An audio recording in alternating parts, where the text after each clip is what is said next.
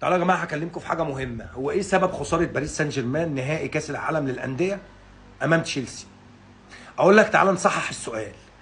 ايه هي اسباب فوز تشيلسي على باريس سان جيرمان الاقوى في العالم في نهائي كاس العالم للانديه؟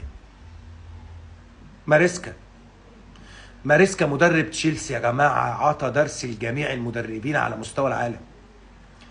الراجل ده مذاكر باريس سان جيرمان زي ما قلت في الفيديو اللي فات، متفرج مش اقل من 40 مباراه، متفرج على الموسم بتاع باريس سان جيرمان تقريبا كله بحلو وبمره، محضر اللعيبه فنيا وذهنيا وتكتيكيا وبدنيا على ارضيه الملعب بشكل استثنائي.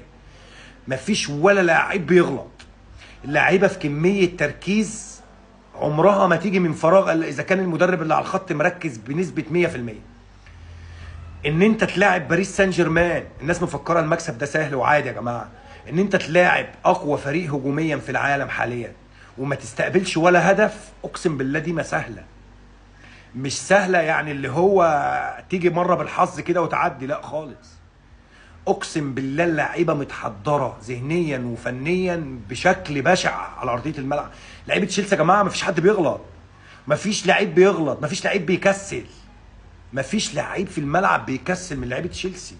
فالمكسب مش وليد اللحظه، المكسب وليد مدرب مركز ومذاكر ومهيئ اللعيبه ومحضرهم ذهنيا وفنيا وبدنيا وتكتيكيا بشكل ممتاز. اقسم بالله ما مكسب يعدي كده وخلاص، ده مكسب لازم يدرس في علم كره القدم. اللي عمله النهارده ماريسكا امام باريس سان جيرمان يدرس في علم كره القدم، ان انت تلاعب اقوى فريق في العالم وما تستقبلش منه ولا هدف وتسجل فيه 3 اهداف ويكون عندك نجاعه انك من 4 فرص تسجل 3، وانك تخلص المباراه بالسهوله دي، وانك تكون قاعد انت وفرقتك على ارضيه الملعب عندكوا راحه وعندكوا. والله باريس سان جيرمان لو لعب 90 دقيقه كمان ما كان مسجل. يعني باريس سان جيرمان لو لعب 90 دقيقه كمان ما كانش هيسجل. بالاضافه ان الكوره بتدي باريس سان جيرمان وانريكي وجميع اللعيبه والمدربين على مستوى العالم درس جديد. مفيش حاجه اسمها انا فنيا اعلى، مفيش حاجه اسمها انا المرشح الاقوى، مفيش حاجه اسمها انا الاجهز. في حاجه اسمها 11 لاعب في ارضيه الملعب، في حاجه اسمها 90 دقيقه على ارضيه الملعب.